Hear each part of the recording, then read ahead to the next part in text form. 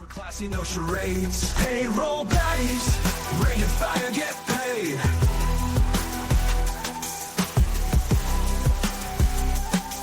Payroll baddies, rated fire, get paid. Payroll baddies, payroll baddies, payroll baddies, payroll baddie daddy. Good. Is this how payroll baddie daddy is summoned? Is that how this happens? You gotta do Thank the you got Yeah. the Thank you chat. for wearing pants today, Todd.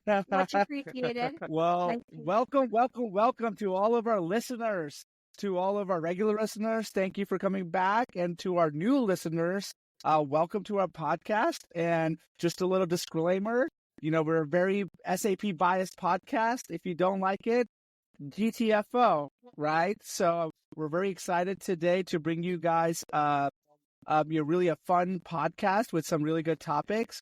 But wait a second, are we missing somebody? Yeah, where's our Where's Giovanna? Giovanna was running late today, but she's joining. Where? Oh, there she is. Oh, hey, Gio. Yeah. Oh, what's up? Gio. I like the suit. I like it.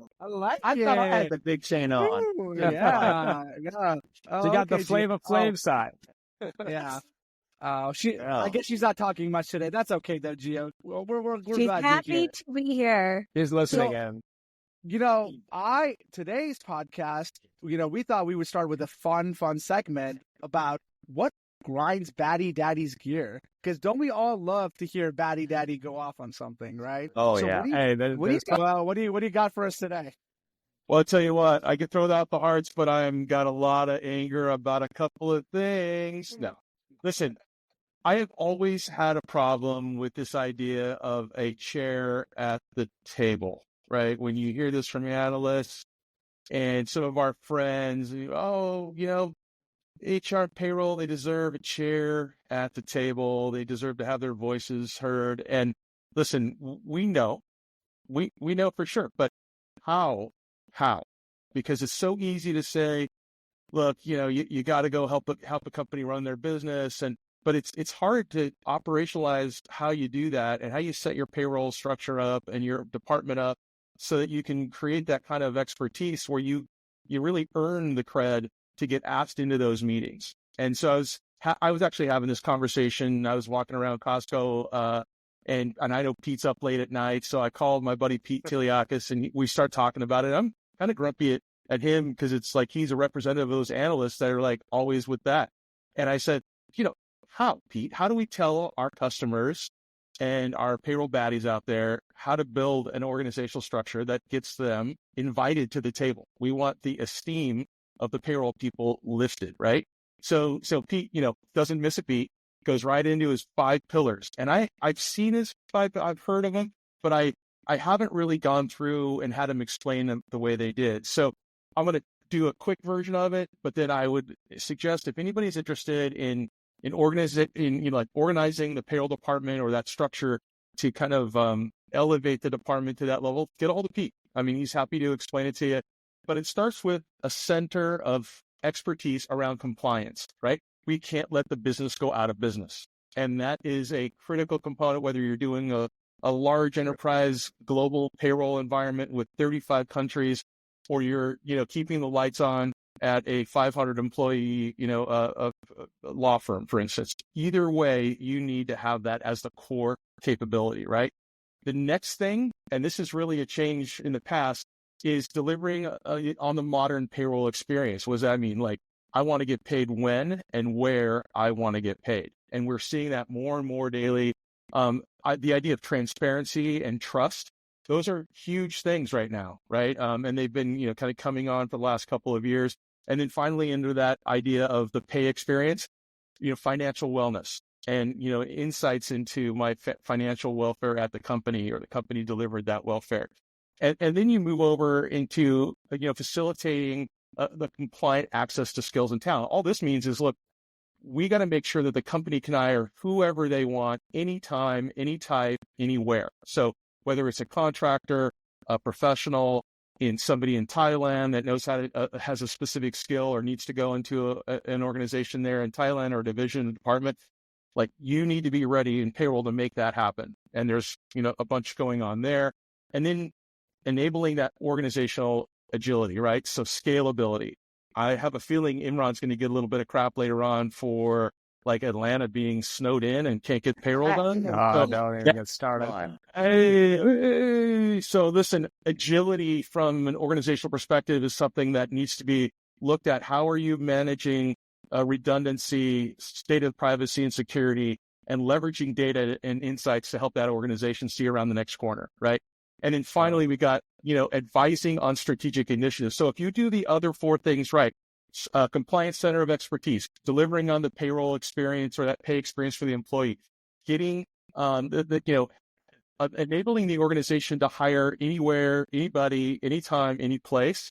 And then you do that organizational agility component. The last thing you're going to do is you're going to get invited in to talk about strategic initiatives. You need to be proactive on business engagement and the forward-thinking strategic plans, what's coming around the next corner. So that was a completely quick version of this, but, and click on, Pete's contact information and you can talk to him directly. But I tell you what, and I know something Pete just put out that he put out last year that was really interesting. Imran, you know about this, his survey. Yeah. I think called the Payroll Profession Confidence Index survey. Right. So mouthful. So it's very unique research he's doing. And actually, like, the thing I appreciate about it is he's upfront. It's free of any sponsorship or monetization, right? It's 100% anonymous. So there's not any personal information that you have to do. And then it's very inclusive. So he's not just looking for just admins or just a certain type of people. Anyone that touches payroll. So for all you baddies out there, we'll share the link. Pete does a lot of good things just for the ecosystem, knows his stuff, right? He's one of our favorites. Hello, ATLian as well. He's a Bucks fan, but I try not to hold that against him. Hey, now, there's nothing wrong with that. Yeah. So the thing I like about the survey, and this is good for our payroll baddies out there to know, he spends time talking about, it's not like, when are you going to buy payroll next, or what are you looking at for, EOR, or, like any of the functional things. It's really like a sentiment analysis of what, are you held in esteem in your organization? How did you get there? Those types of things, which just goes right back to this, how do we get a chair at the table, right? It's that strategic delivery that payroll can do through that operational excellence. So like he brings it all together with this thing. So I'd love everybody out there to go and click on his survey and take that survey and you'll get the outcomes. For sure. And then, it's just good for the whole ecosystem, payroll period, right? Because to get the results of that, the more people to participate. So absolutely, check that out for sure. Pete's doing a lot of great stuff. Like, I feel like, guys, we got to have him on the show one of these days. Yeah. That would be awesome. Got to make that work. All right, cool. So yeah, everyone check that out. Let's jump over to our next section, Raj. Let's do new news. I know it's been a couple weeks now, but let's talk about GTM right? San Diego, all the SAP go-to-market salespeople coming together. Great event. Love the weather. Love seeing you guys. Minus Raj, Jesse, Gio. Yeah, Raj, Jesse. Where were you guys? It's a very sensitive topic. Okay. Yeah. I was trapped in the snow. If you guys didn't know, there was a snow blizzard that went across the Midwest, and I was definitely having FOMO. Like I saw all the pictures and all the good fun stuff you guys did, and it just looked like a awesome time. So yeah, that's a valid excuse for Raj. But what about you, Jesse? Well, let me see here, Sunny Imran. Looks like you may have crashed a party or two that I was representing with an event, and you were there. So way to turn the topic. But yes, yeah, exactly. Thank you for unofficially inviting us. You're welcome. Yeah, it was a great party. Back to GTM Com though. Great event. No, it was GTM Com. I mean, it was great. I mean, obviously we missed you guys, right? But like Todd, myself, Imran, it's always great.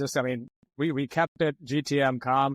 I kept on getting confused whether it was, FCom, CSCom. Next time it's just going to be some kickoff meeting, right? But we'll stick to the good old, FCom. FCom. I think, personally for me, it was great because kind of like what Imran said, like we got to meet a lot of, the field sales, all the great kind of sales leaders from different line of businesses, kind of seeing how SAP overall is aligning their broader strategy with the different lines of business, right? And kind of seeing how we all as partners, along with, different industry folks, right, can come in and ultimately help the customer. So I think it was great. The parties were great. The connections were great. What do you think, Todd? Yeah, I had a great time. Going back, a lot of CSPs there, like the folks that take care of our customers, and they were super into the baddies, which is fun. They're celebrating their customers going live. We might see something about that, but I was also super excited to see a lot of the folks in our sales organization that work in payroll are still here. Like we have a lot of longevity in the payroll ranks, and so that's great. It's great to see those guys, and they were super excited about our mission to elevate the prestige of the payroll crew. Yeah, and I got to give a shout out to Imran and Todd, both of you guys. Like, I don't think you've given sort of, what do we call it, the payroll chain ceremony, like appreciating all of the new payroll baddies, right? Like, you guys knighted so many payroll baddies, I think for the right reasons. And I think for those of you that are watching this, you've seen all of our posts on there. It was just a great experience, kind of having everyone collaborate and have that camaraderie around payroll in general. And like, even our SAP, like, I was there with my SAP counterparts, and they're like, I see so many people wearing these payroll chains. Like, what's all that about? I'm like, hey, it's SAP, it's SuccessFactors, it's payroll. We're making rounds, baby. And listen, I don't want anyone to get confused. If they were wearing a chain, they earned it. We do not just hand them out, right? Yeah, that's right. But the reality was in San Diego, there are a lot of people that earned it and have put in years. Todd, I saw your post, 30 years, the whole Costco, the silver thing, they earned it. So yeah, that might have had a lot of people, but we're just trying to really bring that out for the people that worked in this for a very, very long time. For us who weren't there, and again, the FOMO was real, but like just seeing the feeling that we carried from Portugal of like the payroll being on center stage, it just felt like it was still carried over to GTM.com, and we loved seeing that. And again, as Sunny said, all three of you, thank you for kind of facilitating that. But it seems like everybody was just waiting to release their inner payroll baddie, and it seems like it was awesome. So absolutely, that's great. Actually, since the last time we met, did you guys hear about the news about Paychex and Paycor? So I know, like, I know a lot of people maybe in the SAP space and like in the bigger market, sometimes Paychex and Paycor are not really talked about. But from SAP going down market, I know we sell a lot into mid market. I know that that's a really huge space now for SAP. Again, Paychex and Paycor was a big news, at least to me, is because those are two big competitors. Now there's going to be one, and it's going to be interesting to see how they meld those two things, right?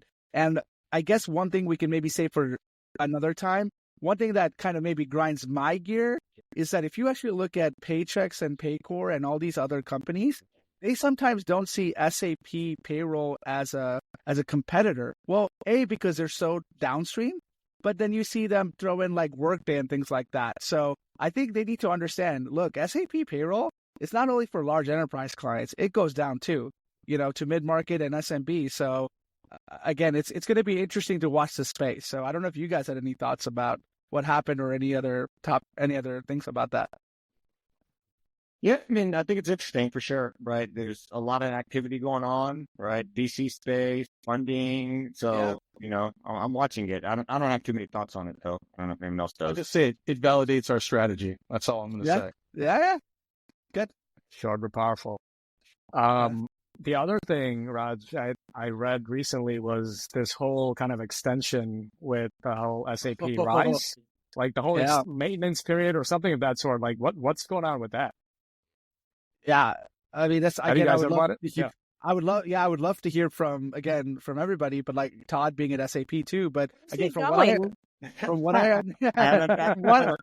I understand of looking at the post was that SAP is not saying that they're increasing their, like, again, 2027 is a deadline, right? They are allowing, if you sign on for Rise for some customers, allowing them to maybe push it to 2030, like have a longer leeway, but you still have to sign a contract for Rise before 2027. So again, this is where did Todd go? I can't see him. That's Todd. This is a safe space. You can come back in, man. It would be great to understand. Well, I think I understand SAP's logic here, but just again, I hope this is not like a soft push, you know? Yeah. I mean, I think the devil will be in the details, right? There's a lot more to kind of get into and air, and what are the prerequisites for it. But just generally speaking, I mean, there's so many customers that are already on premise that it's almost like, are there even enough consultants in the world if all of them suddenly decide to move? So yeah, I don't know. I guess part of it is we need to hear more about it. So I'm waiting for that to come out before making any rash, you know. And I know, at least from what I was told, like it's going to be impacting only customers with like very super complex IT landscapes, right? Yeah. And apparently SAP, and so Todd can validate this if he's authorized and able to, that SAP is going to communicate in the first half to who those customers are. Yeah, we'll know more. I mean, at the end of the day, we want to give our customers flexibility to ensure that their continued business operations continue to operate and they can take advantage of, you know, the ROI that they've had for the X amount of years they've been on our system before daddy was a daddy, right? It was goes back a long way. We have a lot of comprehensive functionality that they're taking advantage of, and it's not as easy as some of our competitors may make seem to be jumping, you know, from one ERP to the next. Absolutely. Awesome. Well, what other topics do we have, guys? Well, food for thought. Ooh, food for thought. Okay. So, yeah, I know. That's where I was going with this. I'm like, food. I'm hungry. It's been a long day. Raj, you and I have been talking a little bit about this HR and IT dynamic lately. And I've had some conversations this week where it's come up. Sometimes it's super beautiful. Sometimes it's not beautiful. This is a loaded topic. There's a lot. I'm just kind of curious conversation here. And then when you also think about payroll and finance and where does that come in? So the HR and IT dynamic. I mean, isn't that like that? Sorry, go ahead, Sonny. No, go ahead, Raj. I was going to say, isn't this like a tale as old as time about HR and IT and all that stuff? Yeah. That's all I'm going to say. But yeah, Sonny, please. No, I was just going to say, I mean, there's pros and cons to both sides, whether if you're playing nice, you're not playing nice. But I will tell you guys this, like the most successful transformations that I've seen are the ones that HR and IT are in sync. Sounds easy, but it's super hard, right? And I've been in situations and even client stories where we've gone in, I'm not going to name the clients. It's been an IT-driven initiative where HR is just along for the ride. And once the project is live, HR finally figures out, wait, this is not what I wanted. Who designed this thing, right? And how come no one really truly asked us and consulted with us? So that's a story, and then we had to go back and sort of redesign. So you don't want to get into that cycle, right? And so start off the bat making sure yourself, right? Yeah. Where you buy something and then IT has to figure out the integration to it the other way, right? And like, oh well, how are we supposed to make that work, right? Well, and I think that is such a, again, and the conversation that Jesse I was having, and what I have been kind of noticing, and I would love to hear your thoughts on it, is actually even this is again, we're talking here about implementation, but even before that, right? You know, again, when we're in sales cycle, again, we are an SAP biased podcast, so I can say this again. I cannot fathom why somebody would pick something besides SAP, especially if you're again using other things if you're an SAP shop using other things. But what we're seeing sometimes, and again, I want to see if you guys are seeing this too, is that let's say IT is controlled, you know, all the landscape, the technology for how many ever years. Sometimes I think HR feels like they have a back seat and they don't have control. And when it comes time for, we need to pick a new HR product or we're moving to the cloud or things like that, I feel the only reason, and again, this is me being biased, right, that I see that somebody picking not SAP and going to, you know, whatever, is because they're like, I want to get away from what IT is using, right? I want to get away. I want to have control. And that is I'm trying to say this in a nice way, that is such a bad decision. Again, there's no other way of saying that, because I get it. I get that, what the feelings and, not having control, not having a seat at the table, that goes back to the conversation you guys are having, right? HR and IT together, there should be a seat at the table. They should be working together. But don't make a decision just because it's the technology choice that IT doesn't own or use, or vice versa, right? So I think that's where that really got me thinking. It's like from a sales perspective, I hope we don't see more of that. Is all I'm saying. I actually think we're seeing less of it, frankly, because that kind of started back with the cloud early days when HR got their own budget, and it was the first time that happened in a while because normally IT does the procurement on the technology components. IT gets their own budget, and the first thing they want to do is kind of go off-roading because they don't have a good relationship in some cases, right? And that did not work out. We see a lot of integration issues over time, data security, data privacy, this ransomware that we talked about the other day. I mean, all that stuff gets impacted by a little lack of standardization in the back office. And so we're seeing a lot less of it and a lot more synergy in keeping everything in a complete business suite. Yeah. And on the flip side, go ahead. Yeah, Jesse. go ahead. No, I was just going to. I think Yeah. you go. No, go. Go for it. Go. Giovanna, what do you think? Yeah, she's been really quiet today. Gio's been super quiet, Gio. Yeah. I want to Gio talk. So Giovanna says, from a delivery standpoint, of course, right? Giovanna thinks it's definitely gotten better. You're right, Todd. I think there's been great strides. Like Giovanna, have a customer where HR, the CHRO, and the CIO are literally best friends, right? They can finish each other's sentences. The CIO looks out for the CHRO, right? Wants to make sure that at the end of the day, the experience for the employees is that of what the CHRO's vision is. And so I really love seeing that as the chief delivery officer here, right? Gio, that's amazing. Yeah, what a profound thought. But there's still challenges. We also come into challenges where, we still are years behind and IT has picked a solution and hasn't maybe kept HR at the table for the decision making. And even though they may have even picked SAP, right? And we know that's king, the challenge is the process piece. The processes aren't well known, right? What are you really truly trying to solve for? And then you're trying to solve for it later on. So I still think there's room for growth to make sure in the RFP stage, early on, the demonstrations, that HR is there for everything and has a voice. What great, insightful. Absolutely, Gio. So smart, Gio. She's Smartest so thing she said smart. on this podcast. But again, I shared an article in our group, and Todd mentioned it earlier today. But we should give some shit to Imran. What's going on in Atlanta, buddy? So just the article came out, and again, I feel we obviously there's a lot of details that we don't know, and you always feel bad when things like this happen because it's affecting people's livelihood. So this is no joke by any means. But again, the article stated it was I think a school district or something in Atlanta, because of all the snow days, that they missed a payroll and missed getting people paid. So again, someone manually going into the office and running payroll. That's why they couldn't. No, I mean, look, guys. Yeah, we don't deal with snow very well over here. Obviously, yeah. Hey, although I made it to San Diego though, guys. Low blow.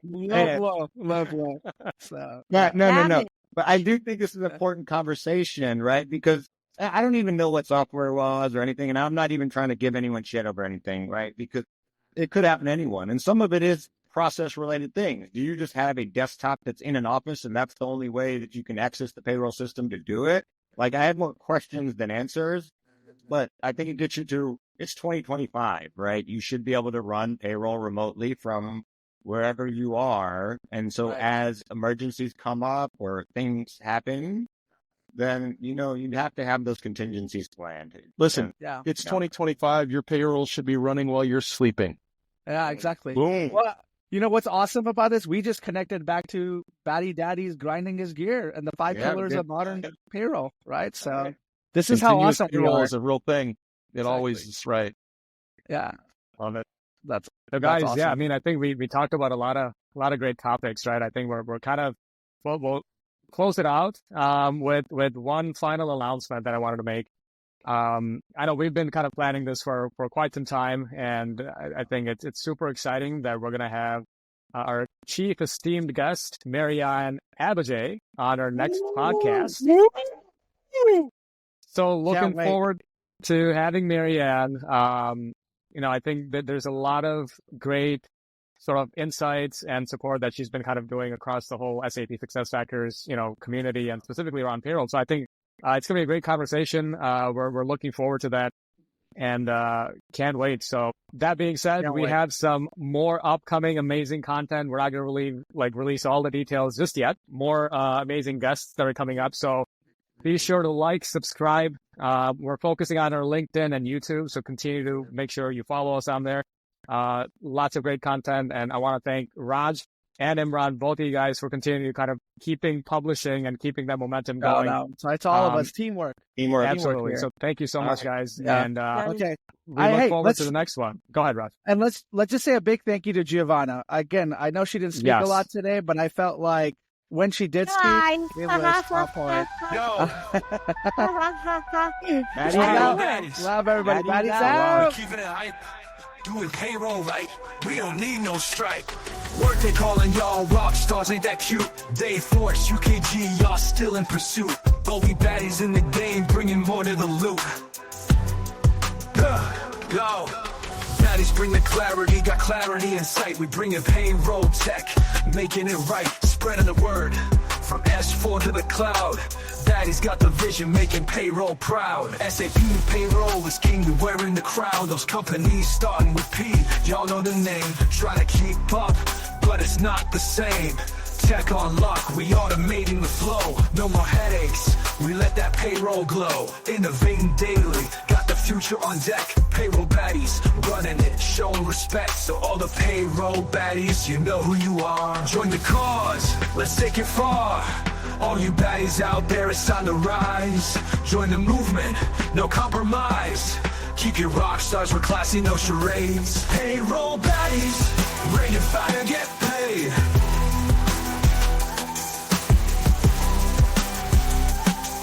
Payroll baddies, rain and fire, get paid. Yo, with baddies in the game. Payroll baddies, rain and fire. But we baddies in the game, bringing more to the loop.